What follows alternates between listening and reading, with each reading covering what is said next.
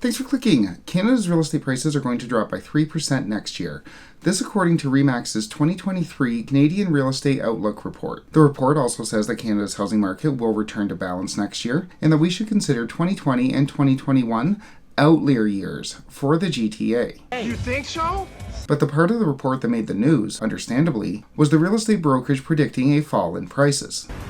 Canada's housing market is expected to show more balanced activity in 2023, with home prices forecast to decline in the country's priciest regions. This is all according to a new report from Remax. The real estate brokerage is predicting an average 3.3% drop in home prices.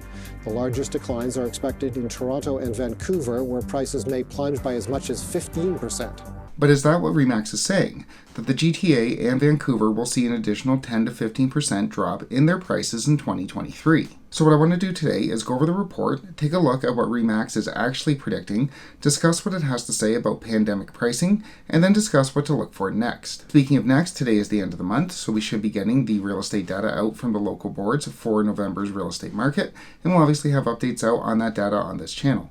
Click like and subscribe if you want to get those updates, but for now, let's get into Remax's report.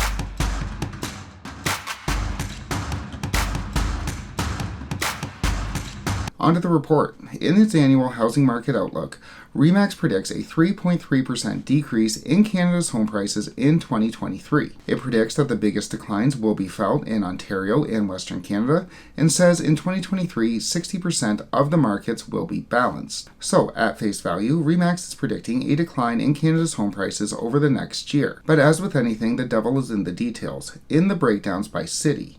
Let's take a look at Toronto as an example. The report lists Toronto's average home price in 2021 at $1,086,000 and then says that Toronto has an average home price of $1,204,000 in 2022 and therefore had an 11% increase. And at first glance, this seems off, as we know that Toronto's real estate market has plunged this year, and as of October, the current average home price is $1,089,000, about $120,000 less than is being reported by Remax. But, and here's where the details come in, the report is looking at the cumulative average price for all of 2022. And 2021. So for 2022, it's adding up all of the homes that were sold, even the homes that were sold at the beginning of the year, adding them all up, adding up all of the home prices, and then coming up with an average. So the average price being presented by Remax is heavily skewed by the inclusion of the house prices from January, February, and March, back when the real estate market was still hot and the Bank of Canada had yet to raise interest rates. I got to drive a BMW.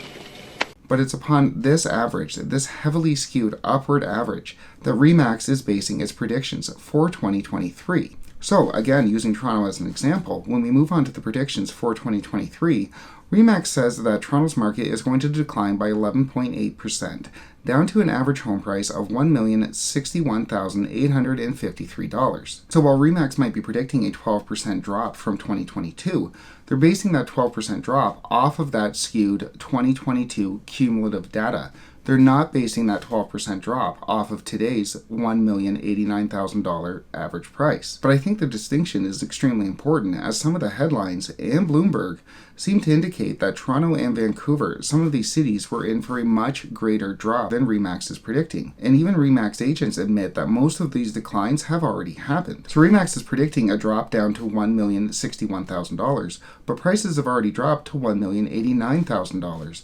That's only about a $28,000 difference. It's not predicting a major drop from where we are right now. But let's move on to Remax's discussion of pandemic pricing. Remax's report mentions that the pandemic housing market, the spring of 2020 to the early 2022, were outliers, and that we should factor those years out when we're trying to look at the market going forward. So, spring of 2020 to early 2022 were outliers, and we shouldn't think about those when we're looking at the market going forward, as something was different about those years. Not usual market behavior. Something was afoot. I can't put my finger on it, but I'm worried. But this is a big difference from what Remax was saying last year during its 2022 housing market outlook, when it stressed that the ongoing supply shortage would probably push up prices for 2022. Specifically, in Toronto, the report noted that limited supply would continue in 2022 and immigration would help with prices. Fast forward to now, and all of that supply talk was just outlier talk. In fact, if we look at the report specifically on Toronto, there's absolutely no mention of supply problems for 2023. I suppose all of the supply problems we were having in 2021 have been fixed. Do you even really exist? But the point of all this is not to just poke fun at Remax, though that's part of it. The point is what we saw at the beginning of this video, how these reports are publicized and reported upon. For the everyday homebuyer, for the everyday homeowner with a job, they look at the headlines and see even Remax is predicting a 10 to 15% drop in our home prices in 2023. But you really have to get into the data to see what Remax is actually predicting.